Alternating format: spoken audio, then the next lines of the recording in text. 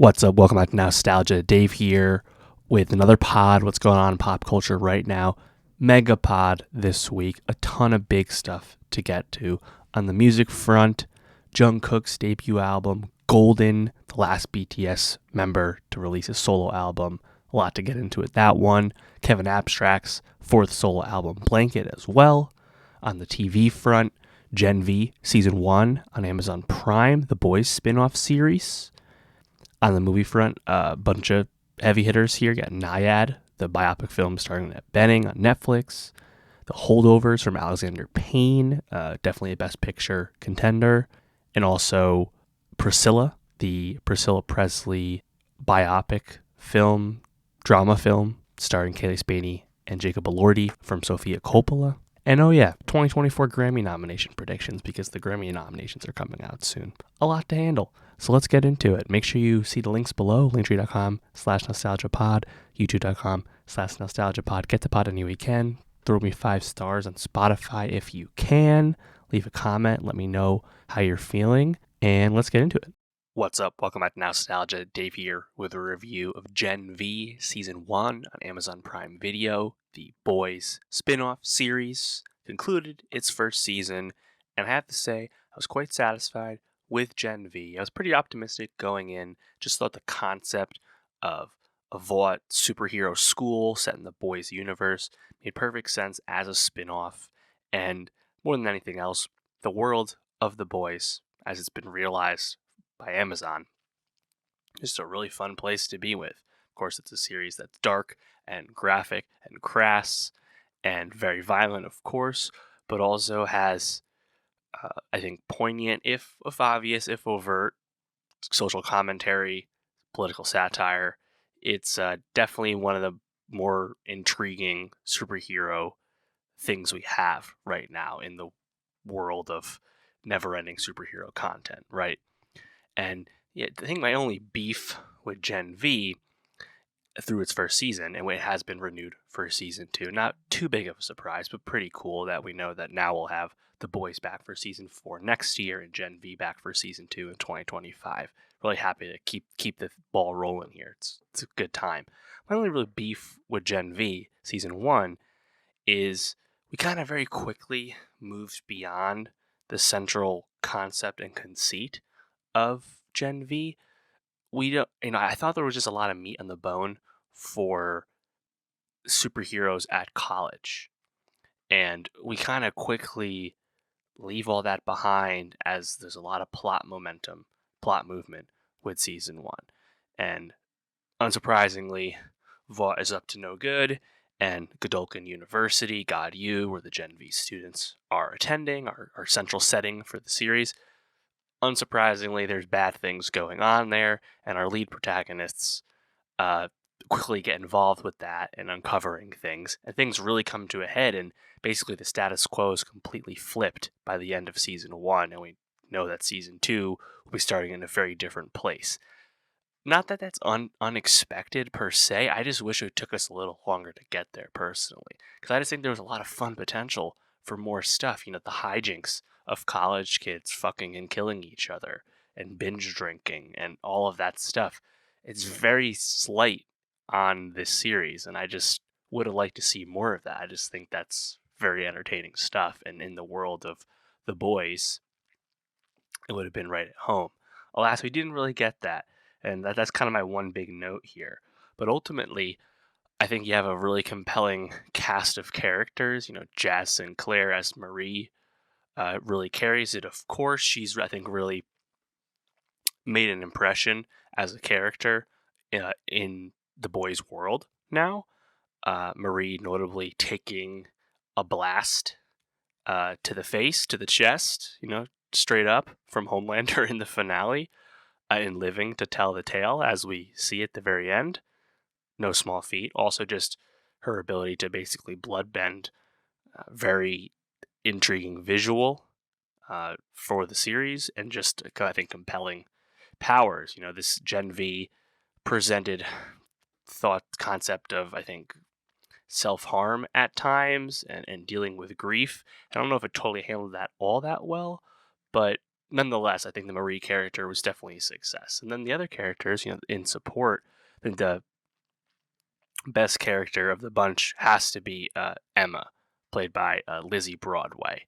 Again, her ability to purge to make herself small and eat to make herself big. Again, a bit on the nose with the commentary, but I think the performance was good. I really liked the character. Chance Perdomo as Andre, and Maddie Phillips as Kate. Pretty solid. I like them in the bunch, especially what happened at the end with Kate. The revelations about what she was up to with her telepath and mind control abilities. That was fun for the plot. And then, Jordan being the gender shifter character played by Derek Lutt and London Thor. Really liked that. I think there's a lot more potential for that character for sure. I think on one hand, you get some familiar beats with Gen V. Like we see Victoria Newman show up in kind of a cameo role, one episode role, and the fate of the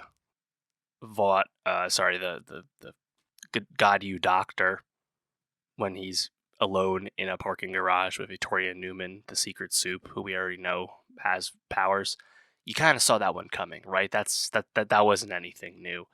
I really like the episode with Tech Knight, the true crime TV host, who was basically a front to cover up stuff and meld public opinion. That was a really compelling episode.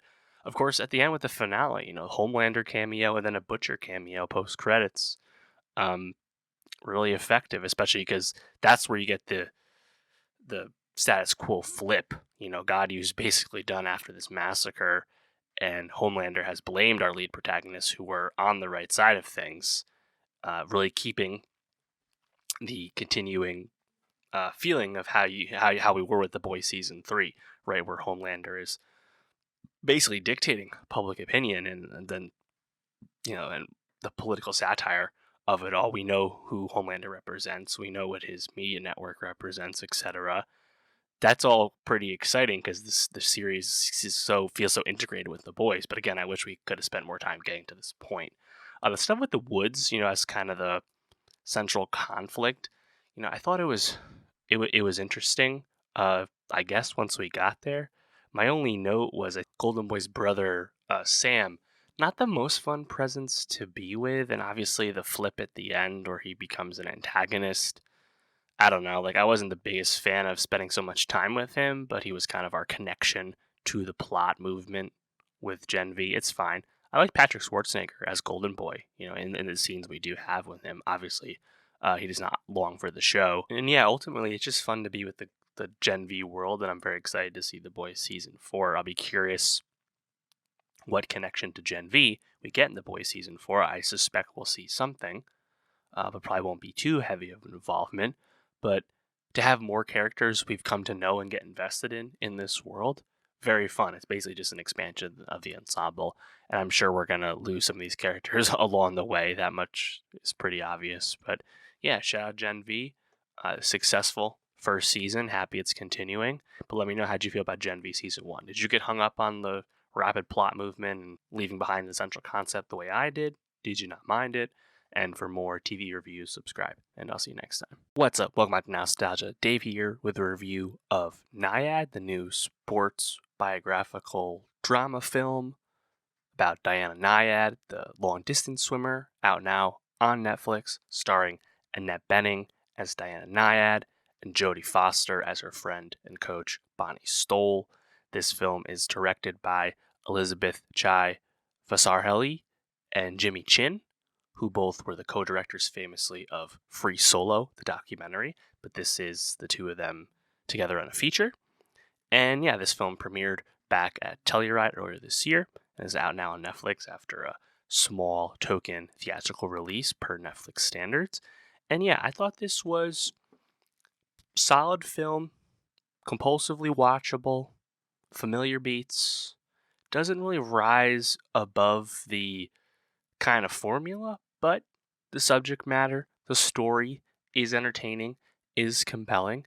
This is the latest effort from Annette Bening, later in life, attempting, I think, to find a Oscar-worthy role.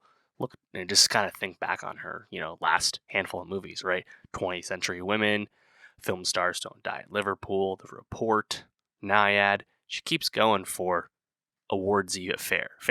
And she's not quite finding like the right film. I think Naiad, it's definitely a good attempt, but this film I think just doesn't quite rise up to like be like that special of a movie in terms of like the upper echelon of like awards contenders, and thus as a result, I'm not expecting Annette Bening to sneak in to Best Actress. But it's really no shot against her. I think she's good in the film because this film, to its credit, does a good job of portraying Diana Nyad's prickly nature, the fact that she was just kind of an asshole, self-described at that, and narcissist, self-absorbed person, all of that.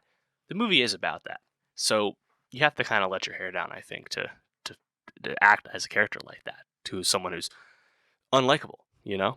Jodie Foster, I think, is probably the big takeaway from the movie. She's just kind of awesome as Bonnie Stoll, who is Nyad's longtime friend. They play off each other really well, despite the fact that they have different personalities, and Diana's so demanding. I also really like Rhys Ifans as John Bartlett, the navigator they have on the ship, because this film, of course, is about Diana Nyad's attempt as a marathon swimmer to swim from Cuba to Key West, Florida, a swim of 110 miles, a swim that had not been done before unaided, without any assisting equipment. And Nyad had, become famous for doing various distance swims, and because she has such a big personality, had become pretty famous and successful in her career. But in 1978, at age 28, she had failed to do this swim. And now, in 2013, at age 64, she finds the inspiration to attempt to do this again. And that's basically what this film is about. And we see multiple attempts. Attempts felled by bad weather, storms, jellyfish stings, just physical failure, etc. And it quickly becomes, I think, clear that like the movie is gonna have downs and ups and downs, and then she'll eventually succeed at the end. Like, it's not much of a spoiler, really. You see it coming the whole time, but she realizes that she needs to be more grateful to her team because she can't do without her team, given the fact that she's so demanding and commanding of the people that help her along the way. I don't think there's a whole lot of subtext after that. Again, pretty watchable, well done. I think if one thing that didn't quite work for me is they try and present like Diana Nyad's frame of mind as she's doing these these long distance swims. She, of course, would say that she would count to herself. She would sing whole songs in her mind, just to keep her sanity and keep herself focused as she's doing, swimming for hours on end, 2 days in a row, basically. The kind of like fantastical stuff of like watching her be under the sea and imagining things, that doesn't really come across that well. And I think like that's kind of the missing piece of this movie, maybe being bigger than what it currently is. And I just don't think the filmmakers really had the right structure to kind of communicate that. Also, one thing, in reading more about the story is it'd be interesting if the film I did a bit of a postscript, post the success of the swim, and obviously all the acclaim and fame that followed with it. Again, making the swim happen at age 64, or I think it was age 65, whenever she got it done. This swim has been doubted by the distance swimming community, and Diana Nyad's a polarizing figure due to her personality and the way she moves and goes about things. It'd be interesting to see that in the movie, because the movie's not afraid to show Diana Nyad's flaws. It's hardly a hagiography, but that would, I think, gone hand in hand with the movie. It'd be kind of interesting, kind of how like Captain Phillips, not Captain Phillips, Sullenberger, the Tom Hanks movie, kind of going to court after successfully saving people's lives with the river landing of the plane, right? I don't know, different kind of structure, different kind of movie. Just kind of an interesting thought that like that's kind of left on the cutting room floor with this movie. It is definitely a piece of the story. But alas, it's Nyad. I don't think it's an Oscar contender for really anyone involved. Jodie Foster probably has the best chance of anyone as a supporting actress. But yeah, solid watch for a solid story. Definitely a story worth dramatizing in film. But yeah, that's Naiad out now on Netflix. I think Netflix is going to have some bigger awards contenders than this, and we'll be talking about those as they come out. But let me know, how did you feel about Naiad? And for more movie reviews, subscribe, and I'll see you next time. What's up? Welcome back to Nostalgia. Dave here with a review of Priscilla, the new drama film from Sofia Coppola, starring Kaylee Spaney as Priscilla Presley and Jacob Elordi as Elvis Presley. This movie is coming at a fascinating time, of course, only a year and change removed from the massive hit from Baz Luhrmann, Elvis, a more traditional musical biopic about Elvis, starring, of course, Austin Butler in the title role, a film that went on to be nominated for Best Picture. Austin Butler received many plaudits for Best Actor. To me, actually, was the best pick of the bunch, even though he did not actually win. And yeah, now we get Priscilla from Sofia Coppola, one of our greatest filmmakers. And it's very interesting to compare and contrast these movies. And yeah, I just think it's fascinating when you get something like this. Elvis, 2022, that is a traditional musical biopic telling the Elvis story kind of start to finish. And that is a long movie that has a lot of entertaining moments and big set pieces, but also a lot of bloat and has a lot of issues, even if I find it overall quite entertaining.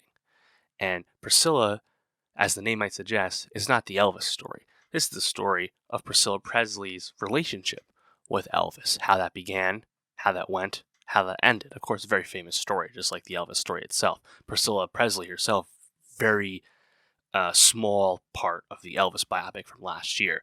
So very much a companion piece, even to the filmmaking styles between a maximalist like Baz Luhrmann and someone very interested in interiority like Sofia Coppola. Obviously, they're very different. But Priscilla, I liked the movie. I thought it was quite effective, and yeah, I think it's really good use of Sophia's talents. This is very much in line with some of her interests as a filmmaker. There's been a lot of obvious comparisons between Priscilla and the Sophia opus, Marie Antoinette, of course, 20 years ago. And, Priscilla, the film, based off of Priscilla Presley's memoir, Elvis and Me. Priscilla Presley was a producer on the film, released by A24 following a Venice premiere earlier this year. And yeah, I think it has like so many Sofia Coppola touchstones. There's a lot of close-ups.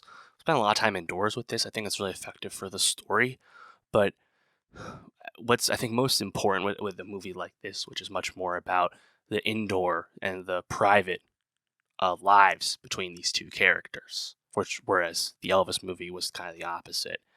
Priscilla needs to work by, I think, effectively communicating Priscilla Presley's infatuation with Elvis, which did not make her unique at all. Of course, Elvis Presley, the number one heartthrob and cultural force of his time, and then it had to make the relationship feel like I think real, And you have Kaylee Spaney, who's someone who's been successful on TV. I was a big fan of her in Devs, but this is definitely a huge role for her, right? And Spaney, to her credit, really effectively plays, both in terms of her mannerisms and also, I think effective, hair and makeup and costume design. She effectively plays age 14 to however old she was when it ended, her 20s, late 20s, like she gives you a range in terms of her performance, but also really effectively portrays the love and in obsession with a character like Elvis. And Jacob Elordi has a really tall task, of course, following a portrayal of Elvis that was literally Oscar nominated in Austin Butler. Elordi has to effectively communicate that heartthrob status. And because Jacob Elordi is so tall, 6'5", taller than the real life Elvis, in fact, Elordi, a traditional, hunky man, he really works it. He is a really effective Elvis. And again, it's really interesting to think about these two performances, where I love the Austin Butler performance, but in a sense, I think the Elordi performance is almost even better. He's not the lead of the movie, but he, I think, really has an accent that, man, it's different than the Butler accent, but man, it almost feels more authentic. Like it's real. And I think there's just there's just a richness to this Elordi performance where he doesn't even have to say a lot of lines, but like you get it. And Priscilla also as a film, I think had to portray this with a bit of a modern lens. Of course, Priscilla Presley was age 14 when she started seeing Elvis Presley age 24. This was at best a grooming situation, at worst something even more illegal. And the issues with that and the role of Priscilla Presley's parents in letting something like this happen, the culpability of many people, enablers within the Elvis orbit, etc. The movie does not shy away from that. And those warts are open for you to think about. And I certainly did as I was watching the movie. In a sense, it's off-putting. And Elvis Presley does not come off especially great in this movie. Whereas the Elvis biopic made you feel really good and ultimately acknowledge the tragedy of Elvis as a figure, Elvis is portrayed as much more of a goon in Priscilla, but also he needed to be. That's what this movie needed to be about, how Priscilla was a prop, was a doll, not allowed to really be a person. She just had to be a servant of Elvis when he needed her, even as he cheated on her consistently with famous people when he was working in LA, Then the movie really achieves all these key goals. Now, and the only issue that you can have with Priscilla to me is don't think there's a lot of subtext to it. I think it's just kind of there, and it's a effective snapshot of this romance featuring an incredibly famous person, giving you two good performances. The script, though, I don't think it has like any extra meat there, and maybe you don't need that. Just kind of spending time with this relationship with two great performances. I think that's fine. That's cool. And it's probably good that the movie doesn't have like a preachy element to it, 2023 lens per se. It doesn't hide from the facts about this situation. Just kind of presents them as they were, and you're allowed to make your own judgments, as I think most people would. And yeah, I think it's a both effective movie, even if perhaps it's not as deep as perhaps you would expect it to be. It's deeper, of course, than the Elvis biopic from last year from Baz, but that was kind of a given going in. Just kind of stuff like how it was done. Like, I like the Graceland set. That was all pretty effective. Like how the Memphis Mafia, the hangers-on, the entourage of Elvis, that was portrayed all pretty effectively, even if those guys, they're not famous actors. They're just kind of in the background. I only have a few lines for the most part, but they play off Elordi's Elvis quite well. That's all really effective. The movie does a really good job of not hiding from the fact that Elvis was on uppers and downers constantly and exposed them to Priscilla very early in their courtship, crazily enough. Again, doesn't hide the fact that Priscilla Presley was allowed to fly from where she was living in Germany with her military father and family. She was allowed to fly on her own to Graceland in Memphis, Tennessee, with an older man and his whole family. It's an incredibly perplexing situation that would never fly today, and the movie presents that to you. Like, not to get hung up on that, but I think it does a good job of telling you how it was in that regard. And yeah, as things start to go south, I think that's where Spaney gets to really shine. And the script does things in subtle ways, such as Priscilla starting to change her appearance and not be as obedient to Elvis's wishes. The movie communicates the passage of time primarily through the age of their young child once the pregnancy happens as soon as they get married, but also through, of course, Elvis's physical transformation as life started to take its toll on him, as we all know. And yeah, I think it's just an effective film. And is it, as it is, it's not as deep as Lost in Translation, but like, I don't think we kind of expected that going in. But again, a really compelling companion piece compared to Elvis from last year, which is, again, a movie I enjoyed despite its flaws. I enjoy Priscilla as well. I think it's fascinating to think about these things. And I'd be very curious where people land on the Butler versus Elordi performance. Again, Butler gets to be much more showy in Elvis as that movie goes, whereas Priscilla is not a showy film, and the Elvis role in Priscilla is not showy at all, and it's just actually a supporting role as well. I think the accent, despite the fact that Butler's accent became a meme, pretty funny. I think it was effective in the film, but I think the Lordy's comes across as quite natural, and I think the lack of over the topness and campiness to anything about this film really fits the vibe and script that you have with Priscilla. So yeah, I like Priscilla. Do I think this is going to be a Best Picture nominee the way Elvis was? No, it's not as broadly appealing and as four quadrants the way Baz Luhrmann's Elvis was. I think that's pretty clear. I really don't see nominations for anyone either, even if I think people are worthy for sure. Sophia, not going to be recognized, I don't think. Maybe an adapted screenplay nomination could be in the realm, but frankly, I don't think it's like a dynamite script per se, so I don't really see it. But I think that's okay. It's an effective film, does its job, and it's coming at a great time, and I think makes for a lot of good discussion in terms of comparing these two films. But let me know, how did you feel about Priscilla? How did you feel about it in comparison to Elvis from last year? How do you feel about Lordy's performance in comparison to Austin Butler's, etc.? Let me know. And for more movie reviews, subscribe, and I'll see you next time. What's up? Welcome back to Nostalgia. Dave here with a review of The Holdovers, the new comedy drama film from Alexander Payne, starring Paul Giamatti, Divine Joy Randolph, and Dominic Sessa. This film, definitely an Oscar contender, Best Picture nominee. I think it's pretty likely some acting nominees potentially to come as well. Really like the movie. I think it's really effective, really funny, but also really touching drama. 3 great acting performances.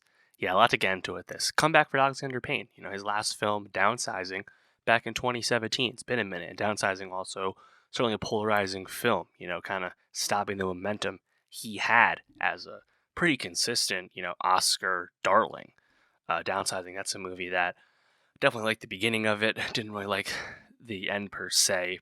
Kind of like, I think like half of it, I guess you could say. The Holdovers premiered back at Telluride earlier this year and is now in limited release from Focus Features and expanding from there.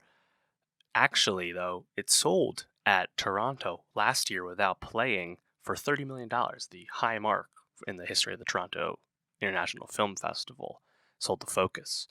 And not that this movie's going to be a box office hit per se, but I think it's going to be a very popular movie on the awards trail, just because this, I think, has so many of the hallmarks that you want from, an awards movie. It has really great comedy. I think the script, which is not from Payne, the script is from David Hemingston. The script is very, I think, sharp, and the actors really play off it well. So there is, I think, great humor, and sometimes it's physical comedy, sometimes it's just mannerisms or side eyes or silences. This movie was getting laughs consistently as I was watching it, and despite the fact that there's consistent laughter and humor in the Holdovers, the drama is real, and that combination is rare, as I think we all know. To get both, to get real feeling and investment in the drama of your characters, but also still have a great time along the way. It's just a really good time. Also, I think the setting of the movie is pretty ripe for just a fun movie.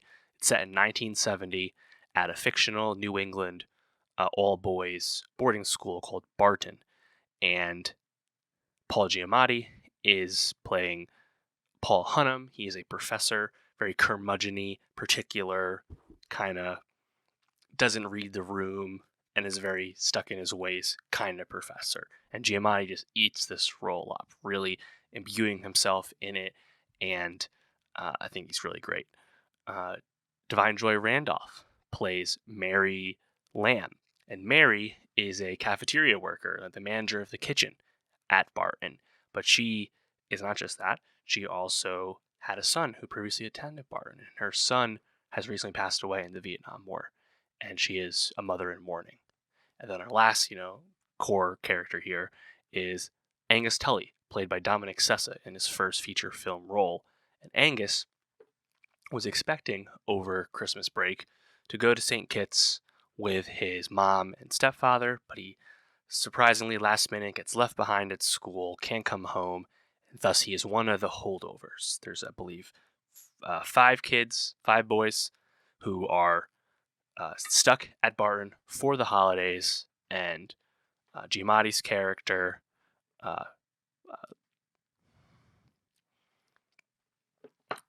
And Giamatti's character Hunnam is the one in charge of supervising them this holiday season.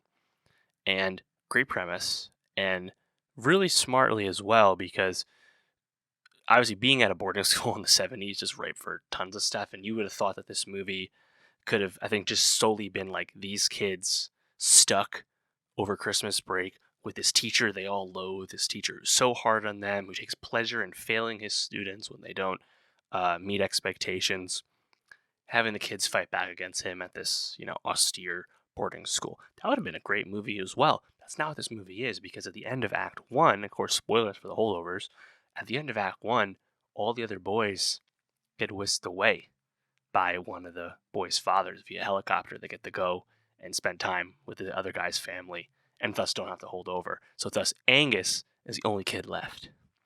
And that's where the movie just really takes off. And I think from there you just have the performances really shine, because it's not a movie with a ton of plot. Dominic Sessa, to his credit, really kind of nervy, rangy, neurotic kid who was actually discovered by Payne and crew at one of the boarding schools that they shot part of this movie at. So again, it's his first role. He's got it. I think, does a really good job of playing a kid who clearly has a lot on his mind in terms of his family life, and things are revealed about his family and his parents specifically as the movie goes on. But his, open conflict and just verbal sparring with Giamatti is really good. Again, it takes a lot to hang with someone like Giamatti, right? He's a guy who can be very boisterous. And Giamatti, in this case, playing a character who has issues in social circumstances, and he's so willing almost to alienate himself from others, just start speaking Greek and Latin and making references to ancient history, his subject that he teaches, in normal conversation, just in normal social situations. He's not someone who talks to women all that much, things like that. Angus and Hunnam, they just bounce off each other, and it's really awesome. But yet, despite the fact that we have this revelation of a new performer in Dominic Sessa, and you have Giamatti being great, like he almost always is, the biggest winner of the holdovers is not Giamatti, it is not Sessa, it's not Alexander Payne, it's Divine Joy Randolph, who I've seen in a lot of things at this point. She's been great all the time. I thought she was really good on Idol earlier this year. One of the best parts about that very flawed HBO series that I've reviewed earlier this year, like during Dolomite Is My Name. Seen her in a lot of stuff. She's been good for a while, usually in supporting roles. Supporting role once again for her. But this time around as Mary, she just kind of blows everyone away. Playing a grieving mother, and the movie positioning the Mary character as a fully developed person. And, the Christmas party scene where they all go off campus and she's playing the specific record that reminds her of her son. It was music that her son liked. How she interacts with Naheem Garcia's character, who's like the school handyman, the only other black character in the movie. She just has like so much grace, amazing humor as well. The way she plays off Giamatti, she gets some of the biggest laughs. She's awesome.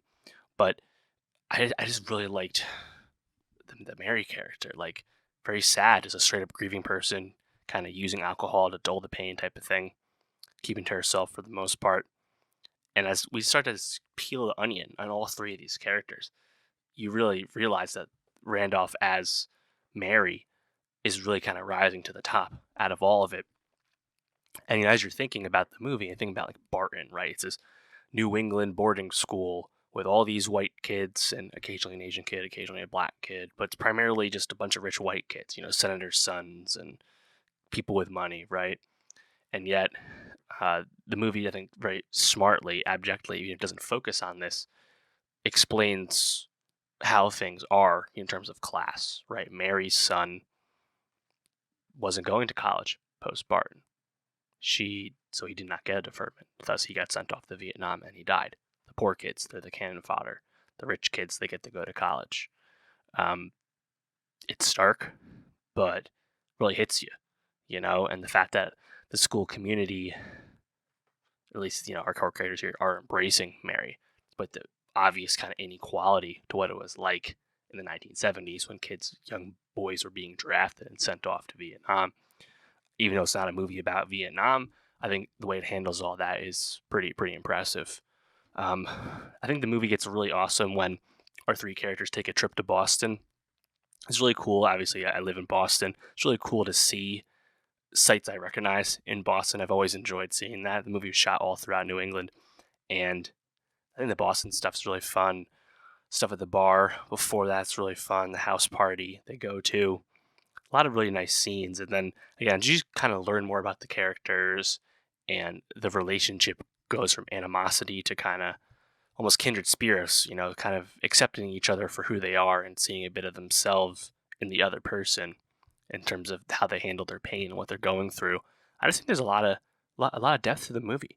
And again, it's funny all the time. So it's awesome to be with, even though there's a lot to think about and some really strong raw emotion from Sessa and especially from Randolph. So I think the Holdovers is awesome. I think it's definitely going to get Best Picture nominated. I wouldn't say it's favorite to win, especially not this time, but I think it's going to get nominated for sure. It's an original screenplay. I think that's in the cards for sure. Very worthy, honestly, from Hengsten.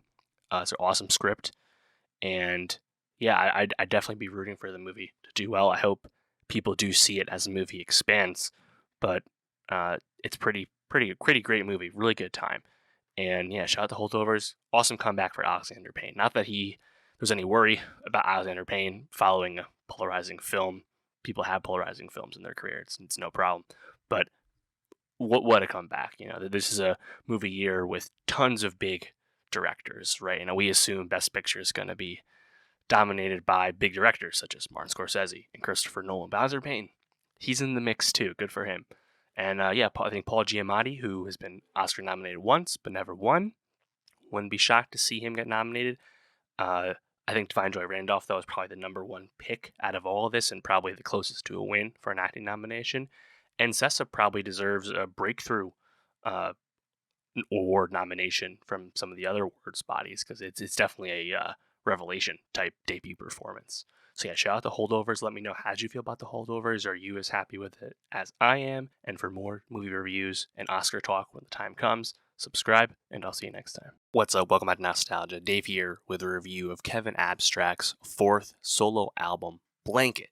Yes, Kevin Abstract back with new solo material just a year after the final Brockhampton albums came out, The Family and TM. I, of course, have covered Brockhampton extensively over the years. Did a Brockhampton album ranking episode. Check the link below for that. Just last week, talked about Amir Van and Merlin's surprise collab, Slime in the Ice Machine. Brockhampton guy. Brockhampton, of course, broke up last year. Talked about that at length. Again, check the links below. Kevin, though, this ostensible frontman of Brockhampton when the group was together, also the most established soloist throughout this whole time, is back with new music. And, of course, I think any Brockhampton fan would be patiently awaiting new music from Kevin, who has been one of the pillars of the group, as you'd expect. And I think many people's favorite member, or one of their favorite members. He is a really talented guy. I primarily have loved him for his rapping ability as one of the rappers in Brockhampton, but he has also proven he can do other sounds, just as Brockhampton as a group proved that as well. Coming into this album, Blanket, it was led on by Kevin that this is not a rap album. To me, a bit disappointing to learn, just because I think the best moments of Brockhampton often featured Kevin rapping. Now, Blanket is in fact a rock venture, rock album. Kevin's take on one, anyway. Very, I think, unexpected to me. At least not what I was feeling. I don't know. Hard to say, because, on one hand, the most popular Brockhampton songs in terms of streaming, Bleach, Ginger, not actually, hard rap records, That's always kind of been a bit of a frustration for me, because I thought Brockhampton was at their best when they rapped, and that included Kevin's ability. His last solo album, Arizona Baby, the best moments of that, to me, songs like Big Wheels, and even songs like Peach, featured Kevin rapping. So, I'm coming in with an open mind, and of course coming in as a fan of the artist, but definitely not something I was really looking for from him. And, I think it's a very interesting record, and by no means is it like completely off putting to me or anything like that. Features co production throughout from Ramiel Hanani, of course, one of the members of Brockhampton. Interesting to see that collab, post breakup, released on RCA Records, just like all the Brockhampton albums were once they signed that deal. Kevin still seems to be under the RCA umbrella as a soloist, even though Merlin and Kevin and Amir were not as of last week. And yeah, I think it's interesting. There's some moments for me that I definitely liked, but overall, it's just, as I was feeling going in, just really not what I was looking for. Um, but yeah, like kind of just going in, I think at times some of my issues with this is I feel like the vocal mix just feels a bit off. Like Kevin is a bit like unintelligible. Like it's hard to know what he's going on about, and sometimes the production is almost like too distorted or just kind of too much for me. So very much an up and down record. Just kind of going through the track list here, right off the bat with track one, When the Rope Posted Break, you can clearly tell that this is not Kevin's natural voice. The vocals are, quite pitched up. You have this guitar tempo, lyrics about hanging, getting a bit heavy. Track two, Blanket, the first song we heard of this, that's like the ostensible single. To me, it's really a nothing song. There's not a lot to this. Just to me, it's just not interesting. Running Out, I thought Kevin's vocals sounded pretty cool on that. The Grays, really up tempo, like the drum sound on that. Voyager, probably the biggest example of the bad vocal mix at times. Like Kevin just doesn't sound good on this one. And then kind of out of nowhere, you have Madonna, which is this amazing breath of fresh air featuring very lively vocals, an upbeat production that really matches those vocals from Kevin. Honestly, a really sticky chorus. To me, this is easily the best song on Blanket. Really catchy. This is one that's fun to revisit, and still feels like it's in sync with the rest of the album, which again I think speaks to Ramiel and Kevin's talent. That it's a pretty cohesive record. For the most part, I'm not really vibing with it, but like you can feel a vision to this album. And Madonna really, I think, just kind of crests up as a song you can take away out of this, but it doesn't feel out of place at all within the context of the album. That's always awesome. What Should I Do? I think that was pretty fun vocally from Kevin, like the drums. Mr. Edwards, basically an interlude song. It's just distortion and kind of like static over these drums, just kind of noise to me. But again, just a interlude, nothing too bad. Scream, probably the best singing from Kevin. Kevin's not a bad singer per se, not a great one, but that one actually kind of fit the vibe with him doing something a bit different. Real to Me, I thought the vocals were very catchy from Kevin once again, like the fast guitar tempo. And also, I think probably the most noticeable auto-tune. Clearly, stuff's been done to Kevin's vocals throughout the track list, but this one felt like sounded much more like traditional auto-tune on this one. And yeah, like I think it kind of fades out from there. Brief runtime, 13 songs, 38 minutes. Kevin Abstract, to his credit, really hard to pin down. He's obviously hard to know where he's at with his activity on social media, but also musically, which again is the most important thing about this. This is a guy who tries stuff, and he did that when he's part of Brockhampton. He's done it as a soloist to this point, and that continues with Blanket. So even if this is not anywhere close to my favorite material from Kevin, I'm still a fan. I'm still very interested in what he's doing, because at least he's going to keep you guessing and sometimes give you something really special. I mean, again, to his credit, I think a song like Madonna is really awesome. So it's always going to be in there from him. But yeah, not my favorite from Kevin, but let me know, how did you feel about Blanket? Was this something you were interested in? Were you hoping for a genre switch up like we got from Kevin on Blanket? And for more music reviews, subscribe, and I'll see you next time. What's up, welcome to Nostalgia. Dave here with a review of Jungkook's solo debut album, Golden. He has Jungkook, of course, the youngest member of BTS and the last member to unveil a debut solo album. Of course, in the last year, all the BTS members, in the wake of the BTS temporary hiatus, have been giving us solo material, many of them for the very first time. And Jungkook, I think, has been one to warrant a lot of attention and hype for what his solo music would entail, primarily because of really just his immense popularity. I think he is kind of unquestionably the most popular individual in BTS. Of course, they're all quite popular, as we know. It became pretty clear that there was a lot of commercial viability to to Jungkook as a soloist, look no further than his feature on Charlie Puth's song Left Right last year, which really exploded as a song, even though I don't even think it's that great of a song, to be honest. Coming into this Golden album, we saw this manifest tenfold with the release of Seven.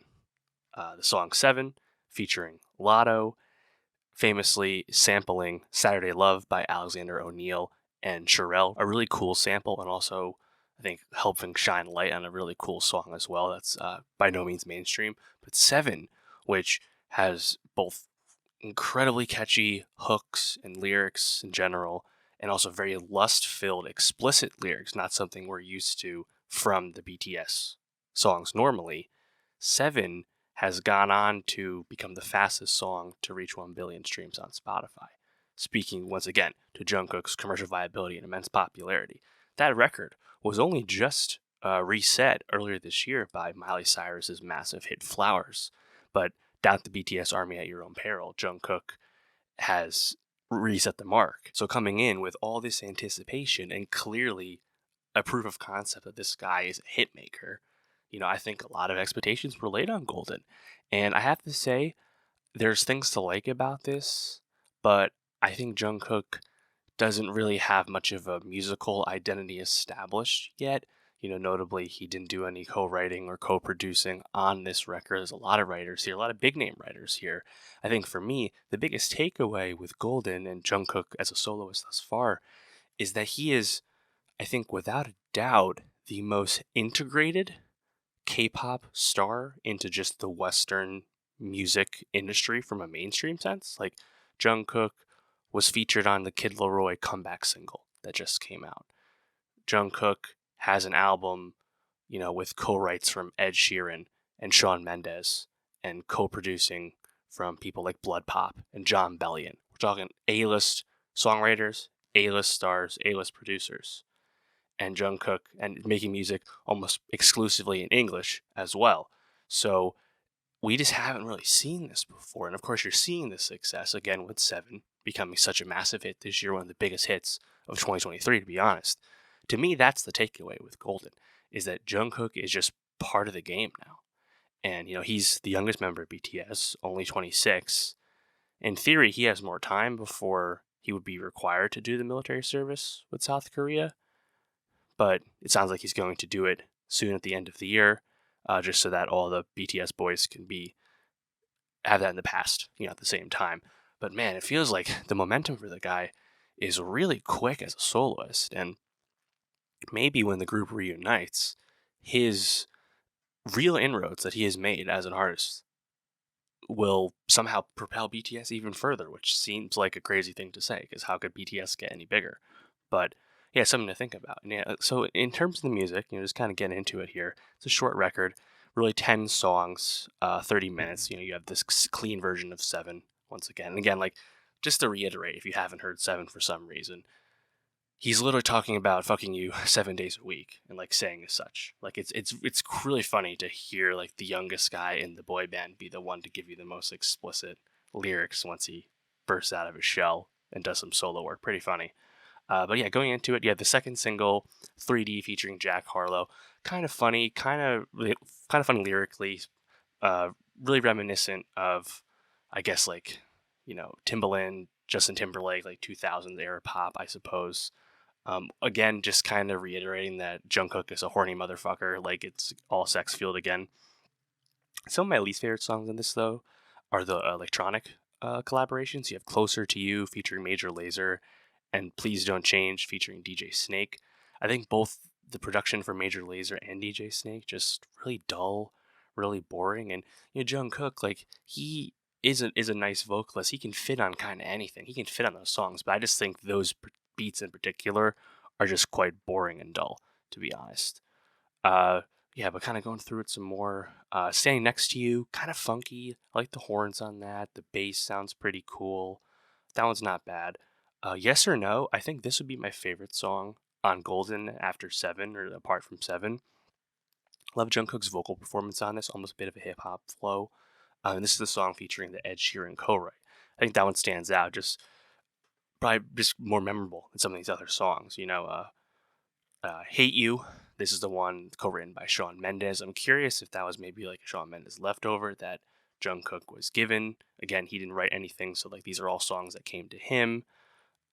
Hate You, just kind of simple keys and you know sticky lyrics though. Hating you is the only way it doesn't hurt. Like to me, that's I think some of the most affecting messaging on the album is what you get in Hate You, and then the other end, of course, all the explicit stuff in the song like Seven. Somebody, I really like the pulsing drums from a production standpoint. Too Sad to Dance, acoustic track, pretty solid. Again, Jungkook vocally strong enough to hang out on less in your face production, such as that song. Shot Glass of Tears, similarly, that's really just piano. So, on the other hand, as I said before, that's a lot of different production styles. That's a lot of different vibes. He can do really big, he can do quiet. And the thing, though, like I said, is this album doesn't really have, I think, a cohesiveness to it.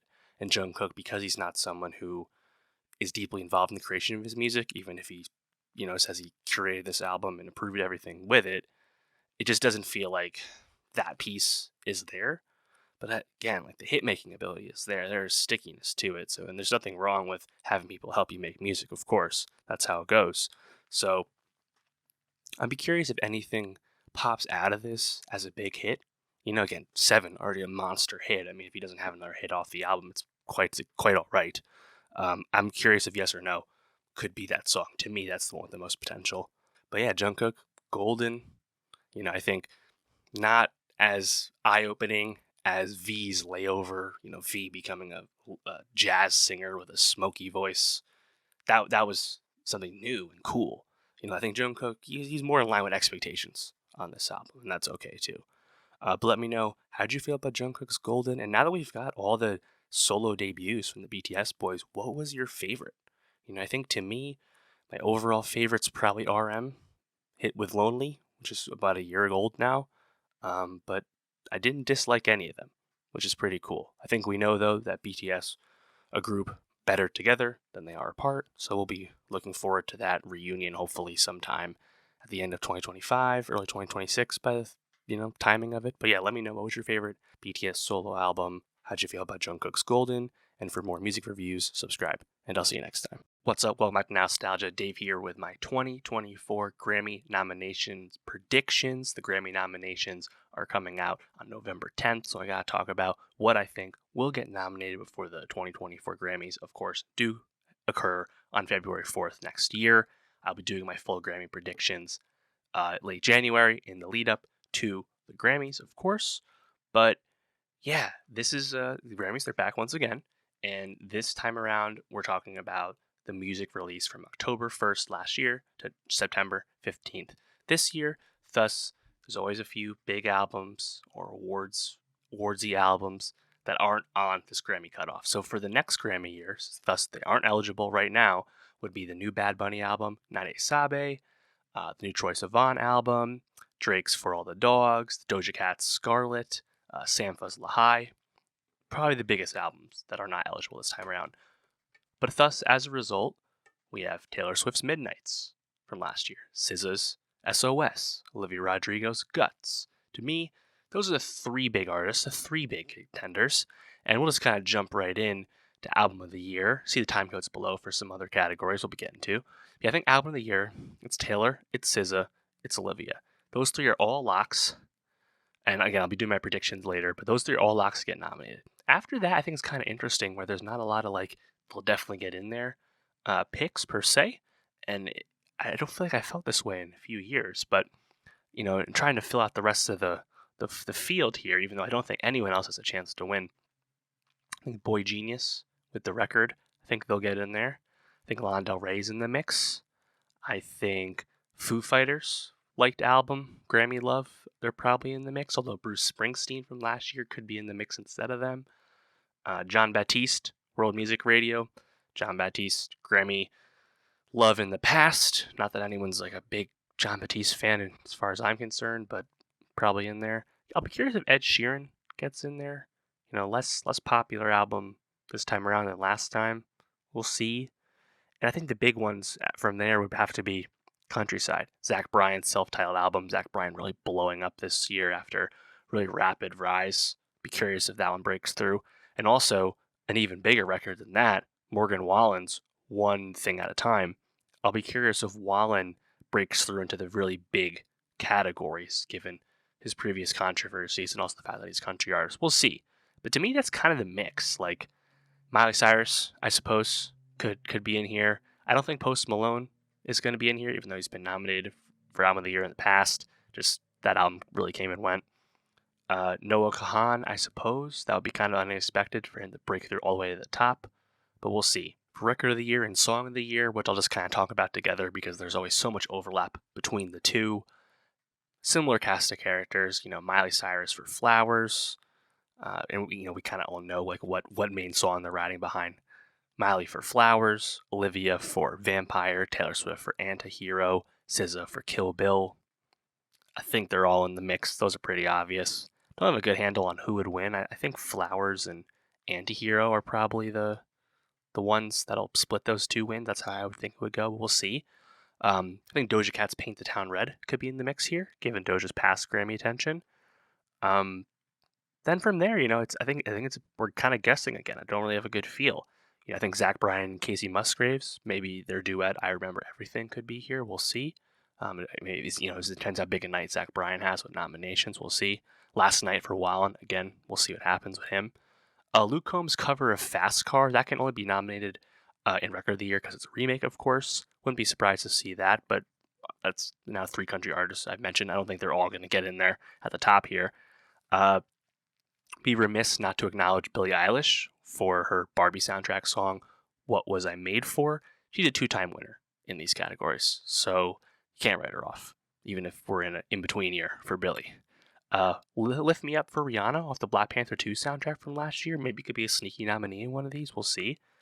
I think my personal pick, I would love if Rush from Troye Sivan got nominated for Record of the Year, but it's not going to happen. That's just shout out Troy. Really love that song. Best New Artist. Best New Artist is very interesting this year. There's a lot of great choices. I think Ice Spice, by far and away, is the biggest lock and probably the favorite to win.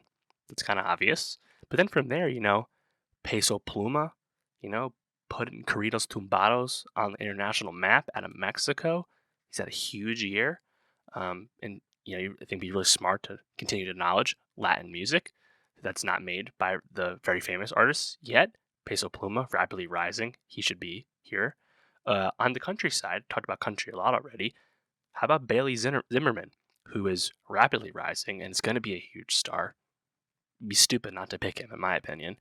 Noah Kahan, I think that one's really obvious. Talk about a rapid rise. If anyone can upset Ice Spice to win this, I think he's the pick. Pink Panthers as well. She's great. I don't think she's popular enough to win this category, but she definitely should be nominated. That would be a big snub if she didn't get in. Then from there, I think it's a bit of guesswork. We'll see what happens. Other people like Ray and Jelly Roll and I suppose Coil Ray is pretty famous at this point. We'll see. I'm definitely rooting for, and I don't think any of these are going to happen, honestly, but I'd be rooting for Best New Artist to include someone from K-pop, just because there's been a ton of brand new artists, brand new groups specifically from K-pop, and I know 50/50 got mainstream with Cupid, but the best pick here, of course, would be New Jeans. If you've listened to me at all this year, you know how hard I've been riding for New Jeans. They make the perfect sense as a pick, but also Le Sserafim as well. Frankly, both of them should be nominated, but I would really love to see New Jeans, even though I don't think it's going to happen. Also, Fred again. He's not super new per se, but he really blew up and is basically the face of electronic music in the EDM community right now.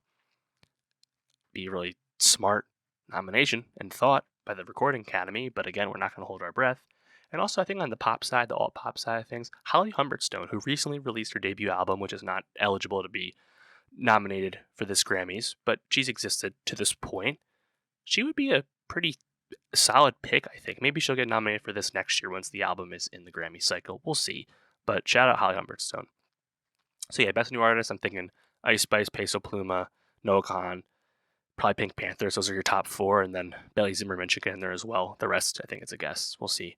Pop vocal album, again, obvious names at the top: Olivia Rodrigo, Taylor Swift, Miley Cyrus. Then from there, I'm kind of kind of not sure how it's going to end. You get the Sam Smith album, you got the Ed Sheeran album. Is that it? Is that what it's going to be? I saw some people throwing out the Kelly Clarkson album. I'm not sure I see that. Carolyn Polachek would be an awesome pick for this. She's kind of more on the alt pop side, not really a pop vocalist, pure pop vocalist, but I don't think she's big enough to really get nominated here, unfortunately. Rap album, very interesting year for the rap album category, honestly. Drake and 21 Savage's Her Loss was in fact submitted to the Grammys. Drake, of course, has not submitted music in the past recently and has talked ill of the Academy, but that album has been nominated and frankly is my pick. It's my favorite of all the albums I think are in the mix here. We also have Travis Scott's Utopia, Metro Boomin's Heroes and Villains. I think those three are going to get in. And then from there, I'm not really sure. Nas released 2 albums this year. Would be foolish to completely write him off. Of course, he won a few years ago for King's Disease. But probably not going to happen. It's kind of spinning the wheel, I guess, as a nomination. We'll see. Get the Gun album. Get the Ice Spice EP. I don't think the Ice Spice EP should be nominated. Best New Artist is enough, in my opinion. The Lil Durk album, I'm not sure. All My Life with Cole, that song's pretty big. I think that'll get nominated for best rap collab or rap song collab or something like that. Maybe the album won't break through, I'm not sure. I love J Huss's album, Beautiful Brutal Yard, to get through, but J Huss isn't big enough artist to do it, Yeah, I mean, the No Name album would be an awesome selection, honestly, but I just don't know if she's big enough to really get acknowledged like that. But she should be in there for sure. Speaking to the rap heads things, people would ride for the Billy Woods album. Again, I don't really see it coming, although wouldn't totally write it off, given that a lot of old heads have been nominated for Best Rap Album lately, which is pretty cool. So we'll see. I'm not really sure. So I want to shout out the Musica Urbana category, just because, Bad Bunny, he's not eligible this time around, but you're still going to get the Karol G album, was probably the favorite, Mañana, Será Bonito, and you're also going to get nominations probably for Rav Alejandro, Eladio Carrion. Latin music is super big. Of course, we have a whole Latin Grammys as a result of this. It'd be cool if one of those albums was also in Album of the Year, and if we could continue to see this type of thing happen for music that's not made by absolutely accepted mainstream people like Bunny. We'll see. Also, Burna Boy. I have to acknowledge Burna Boy's most recent album, which gets in just under the eligibility period. I Told Them came out right at the end there. I like the album quite a bit. I'd be very interested to see how far an Afrobeats artist can continue to rise beyond the genre categories. We talked about this before with Burna Boy, and this was not his most critically acclaimed album, although there's a lot of stuff on here to like. Shout out Sitting on Top of the World, shout out City Boys as singles. I wouldn't be surprised to see those songs get some love. We'll see. But yeah, I think the Grammys this year, it's really going to be a lot of familiar faces, I think. And we'll see how interesting they get with Best New Artist. We'll see if anybody less mainstream gets nominated for Best Rap Album, for example. But, it's kind of the same thing as we had last year, I guess, to a certain extent, where last year was the big battle between Adele and Beyonce and Harry Styles, right? This year, it's kind of similar, not to the same overall degree, but Taylor, SZA, and Olivia is a very big three still. And yeah, I think that's good enough. And I think we kind of predicted this a year ago when Midnights came out, but Taylor's probably going to run it up. But, there's always a surprise once in a while. So we'll see. I'll do my predictions once we have the nominations, and I'll react to the nominees once they come out at the end of the week. But let me know, who do you really want to see get Grammy nominated? Who are you riding for? Not necessarily to win, but at least to get recognized with a nomination. What do you want to see most?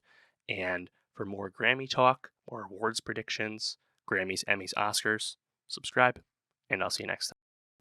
All right, that's going to do it for the pod this week. Next week, it's going to be another packed pod, exciting once again. The conclusion of Loki Season 2 on Disney+. The Marvels from Marvel out in theaters, double dose of Marvel. For All Mankind, Season 4 premiere on Apple TV+. The Killer, starring Michael Fassbender, the new David Fincher film on Netflix, very exciting. Some new music from aespa and Red Velvet and The Kid Laroi. And also more movies. The movies keep coming. Saltburn from Emerald Fennell, her second film, and I'm gonna hit Digimon. There's a Digimon movie coming out. We're gonna get into it. Let's go. Shout out Digimon. So yeah, make sure you subscribe. YouTube.com/nostalgiapod, Linktree.com/nostalgiapod. See the links below. Get the pod any way you can. Leave a comment. Leave a review. See the links below for the best of 2023 Spotify playlist for my favorite songs of the year, updated weekly. And yeah, I'll see you next week.